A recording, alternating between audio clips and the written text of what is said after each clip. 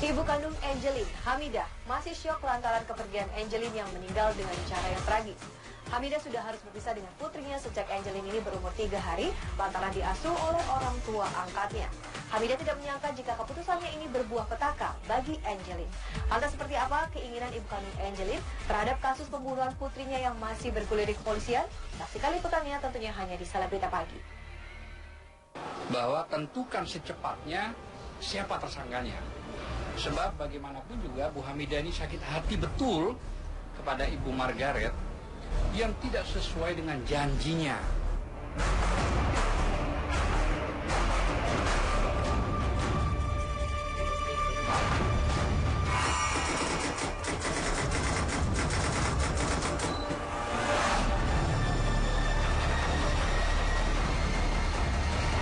Kematian Angelin yang begitu tragis disambut duka berbagai lapisan masyarakat di tanah air.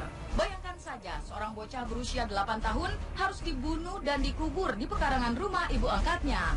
Namun duka yang begitu tak terbendung dirasakan oleh ibu kandung Angelin, Hamidah. Ia tak pernah menyangka Angelin yang sejak usia 3 hari diasuh oleh orang tua angkatnya akan pergi dengan cara yang sangat tidak manusiawi. Padahal selama berpisah dengan putri keduanya 8 tahun silam, Hamidah masih menyimpan harap suatu saat dapat berkumpul lagi dengan putri kecilnya dan memberinya pelukan hangat sebagai seorang ibu yang melahirkannya.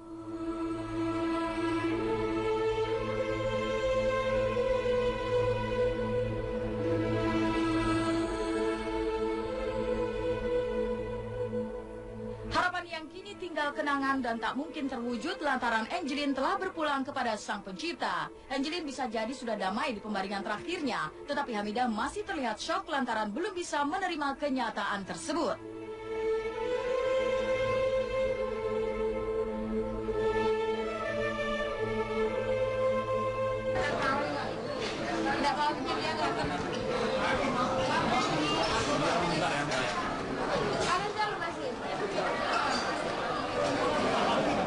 Pada dasarnya, Bu Hamidah ini sebagai ibu korban meminta keadilan itu jangan ditutupi. Jadi harus proses di Polda Bali itu secara clean dan clear. Bahwa tentukan secepatnya siapa tersangkanya.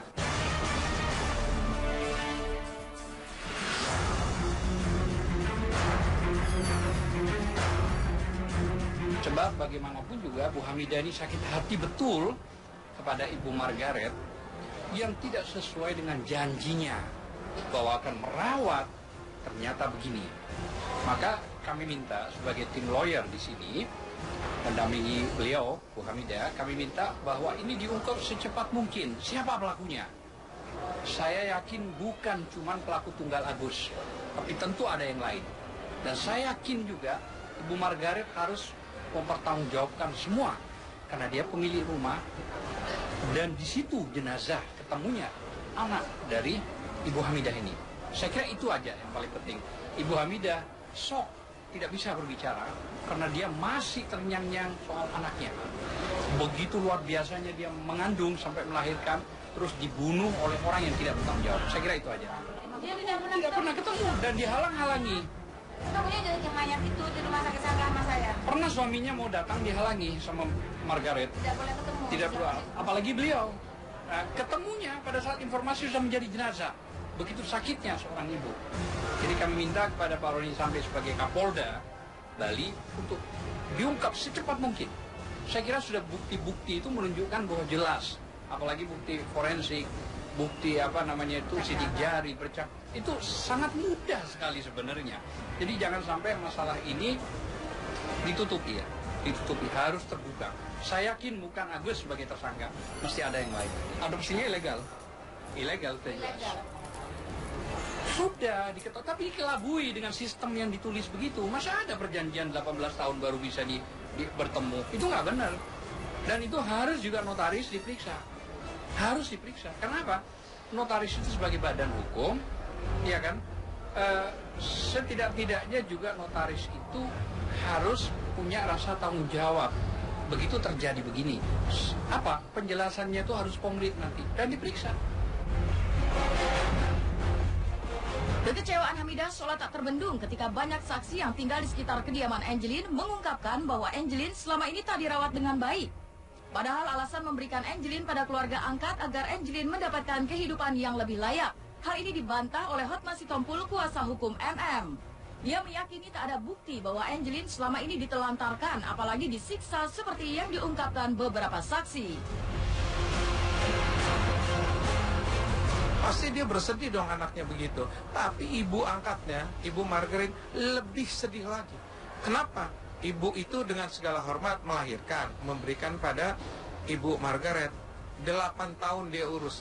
Dia kasih nama anak ini dengan nama ibunya. Kan begitu, dia urus semua. Kalau dibilang di sekolah nggak diurus, pernah ditegur nggak orang tuanya? Sekarang ngomong-ngomong begitu. Dipukulin katanya kan, dipukulin, dihajar.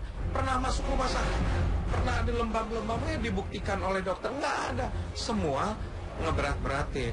Cuman apa? Untuk tampil. Itu aja. Dan mesti dikasih tahu juga, orang yang mengetahui kejahatan terjadi diam-diam aja, dia juga bisa kena. Bukan saya mengancam. Siapa saya ngancam-ngancam orang? Saya hanya jelas mengatakan, selalu bisa dimintai pertanggungjawaban pada setiap perkataan orang, kelakuan orang itu bisa dimintai pertanggungjawaban. Di samping itu, awas, bertanggung jawab pada Tuhan. Klien kita dari dua lawyer sebelumnya, waktu kita datang, mana pembelanya itu, kita bilang, ayo kita rubah BAP-nya. Nggak usah. Dari mula saya menyatakan yang apa adanya. Saya tidak khawatir. Makanya saya berulang kali bilang, kalau melihat kasusnya sendiri, nggak repot belanya. Yang repotnya itu pembicaraan-pembicaraan di luar. Kita mesti jujur nih. Sebetulnya sudah tidak ada bukti yang ibu itu kena. Kalau nggak kan udah dikenain. Tapi karena gitu, desakan begitu masyarakat. Bahayanya kita khawatirkan. Tapi bagus juga Kapolda bilang, semua harus dipertanggungjawabkan secara ilmiah. Karena kalau dia sembarangan aja, kena dia di pengadilan. Ketika Hotma Sitompul mentah-mentah membantah hal-hal yang menyudutkan kliennya, Hotman Paris Hutapea memiliki pendapat yang berbeda. Sebagai pengacara yang kini juga mendampingi tersangka AG, menurutnya ada kejanggalan jika AG bertindak seorang diri, membunuh dan mengubur Angelin di kediaman MM tanpa sepengetahuan pemilik rumah. Ia meyakini ada pihak ketiga yang terlibat dalam kasus pembunuhan Angelin. Terus satu malam saya pelajari kasusnya, saya melihat terlalu banyak kejanggalan dan sepertinya memang ada indikasi sangat kuat bahwa perlu ada tersangka baru. Karena apa? Salah satu yang saya lihat adalah Angelina itu ditemukan oleh polisi dikubur di belakang. Menurut pengakuan Agus, lubang itu sudah lama ada jauh sebelum Angelin dibunuh. Oke? Dan kemudian dipakai untuk mengubur Angelin. Pertanyaannya, kalau pemilik rumah sudah tahu bahwa ada lubang di belakang rumahnya, sudah lama ada itu lubang, tapi kemudian tiba-tiba lubang tersebut tertutup, ditutupin oleh bambu dan kayu-kayu, dan ada anak yang hilang, tentu itu menjadi kecurigaan yang sangat, ada apa? Ya, itu kan kesaksian dari Agus harus dikaitkan dengan bukti-bukti lain. Ya, sama seperti saya bilang tadi, kalau pertama jarang ada pembantu membunuh anak majikannya di rumah dan dikubur di sekitar rumah. Biasanya diintip pulang dari sekolah baru dibawa, entah disembunyikan atau dibuang mayatnya. Kalau seseorang membunuh, apakah si pembunuh meletakkan KTP-nya di dada mayat? Nggak mungkin kan? Nah, dalam kasus ini di pangkuan dari si Angelin itu ditemukan kaos dan celana dari si Agus. Ya, masuk di akal enggak? Kalau si Agus yang bunuh, masuk di akal enggak? Celana dan kemejanya sendiri diletakkan disatukan dengan tubuh mayat. Kan ketahuan dong siapa yang bunuh kan? Nah, itulah indikasi-indikasi sehingga melihat di sini sangat-sangat kuat indikasi bahwa ada pihak ketiga terlibat. Sangat-sangat kuat indikasi bahwa ada pihak ketiga terlibat.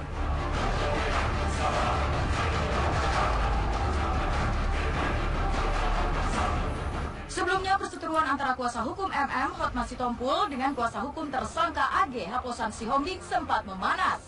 Pasalnya, pernyataan terbaru AG, mantan asisten rumah tangga yang kini berstatus tersangka kasus pembunuhan Angelin, mengungkapkan keterlibatan MM. Bahkan menurut AG, MM tak hanya terlibat tetapi juga dalam kasus ini. Jangan ada orang bilang faktanya begini. Nggak ada itu, belum ada fakta. Fakta dikemukakan di pengadilan nanti. Ya, jangan bilang faktanya saksi bilang begini. Satu orang saksi bukan saksi. Harus diikuti dengan bukti-bukti lain yang sesuai dengan keterangan dia. Kalau cuma bilang saya disuruh begini, saksinya ada apa enggak? Faktanya, Agi sudah menyampaikan bahwa dia tidak pernah melakukan pemerkosaan, dia tidak pernah melakukan pembunuhan. Justru menurut keterangan klien kami tersangka yang melakukan pemukulan dan melakukan pembenturan kepala, menjabat di kamar daripada M, yang melakukan adalah ibu angkat daripada adik kita Angelin yang bernama MM. Dan dia diperintahkan untuk menuruti di bawah ancaman. Kalau tidak dituruti, dia akan habis. Dia banyak punya orang. Keterlibatan Komnas Perlindungan Anak dalam pengungkapan kasus pembunuhan